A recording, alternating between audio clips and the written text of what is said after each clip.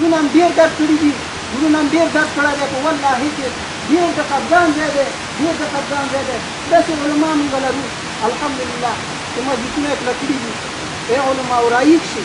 دا که نه شي کولی چې دا که د سلکو په غاړه باندې واچې، دا خو کولی شي چې په منبر باندې داسې ووایي چې جهاد فرض عین دی په نورو ښځه باندې راوځي، وروره میدان ته راوځي. پرونه پورې چې دغه علما د څه د جنت په څنګ کې ولاړو، څه د هیڅ په څنګ کې ولاړو، داسې ټولو علماو سپین ږیرو دا ولیدله که هم نه لیدله د جنت او عالم پر هیڅ باندې فتوا ورکوله چې دا کافر دی. ولې بچې د هیڅ عالم په جنت باندې فتوا ورکوله چې دا کافر دی.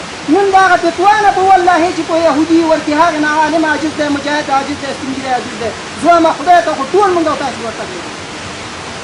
که دا خبره نه اوسېږي ما مخکې درته وویلې، زما په سلګونو منه ځمکه ده، زما د ملګري په سلګونو منه ځمکه ده، کور مې تاسې ټول ولیدل. زما نوم میرویس دی. 9 نفره شهیدان ما په یو ثانیه کې ورکړل. د 9 نفرو شهیدانو اثار ما ولیدل. ای مسلمانانو، زه په ده خواته یم چې بیا ته دې ته حاضر نه یې چې په منبر دومره کلمې ووایه چې جهاد حق دی، حق دی، حق دی.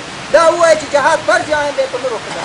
دا خو ووایه په والله چې درنه خفګان موږ کوو. او که ورځ د محشر کې علماو وایي سپین ږیرو، ورځ د محشر کې موږ سره حساب کتاب د خدای نه کېده، بیا به ورځ د محشر کې زه هر عالم د ګریوان نه نسم، زه به وایم چې ما سره فاسق و فاجر منافق یو ځای کېده.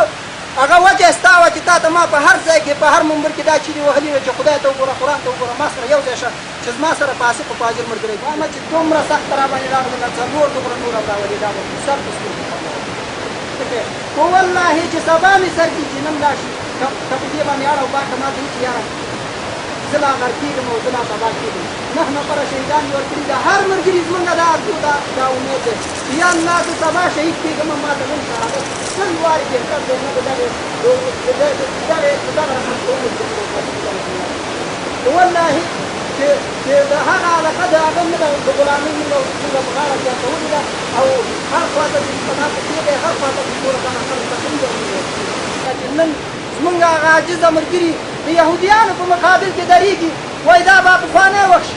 زه وایم په والله که هغې ته زه ورته ورسېږي، ککرې به دا جهاد خاورې کېږي، د ملاغور غوندې شهادت به تېینې داسې ککرې به خاورې کېږي، بعد له هغې به ته هغه ثمرې ته رسېږي چې بیا به موټر کې ته ناست وي او په ولایت به روان اوسېږي، بیا به داسې وایي چې زه به د ولایت خاوند شم. زارې مو چاوېدلې په والله چې زه وایم زه ګیرګلی ځان سره نه پرېږدم، خو د دې د وجې نه به پرېږدم چې ما سره عالم بې همتي، ما سره به د عالم نه ودرېدلي، ما سره به د مجاهد نه ودرېدلي، ما سره به د سپین نه ودرېدلي، زه به ګیرګلی ځان سره لرم. دا به ورځ د قیامت کې سوال ځواب د چا سره کوم کار ستا د وسې کېږي هغه وکړه. 15,000 ډالر ویلې په تا غسي ما به 13,000 ډالر چې تا ته درکړي، 15,000 به یې زه واخلم ځان ما تاسې ته به څه لرې په بچي کړم، 15,000 به مجاهدینو وروڼو ته ورکړم، واخلم ور به یې کړم، ورته وګورم چې تاسې جاګانې ځان ته واخلئ، دا کېدي نه واخلئ، څه دې به ولیدل په ما څوک 2 روپۍ نه ورکړي. زه چې یم چې زه دغه ارزو پوره کړم، زه به وایم چې زه د کافر سره بیا په دغه صف کې وجنګېږم، د اسلام په صف کې زه به دا کافر باندې راکېر ډزې کړم.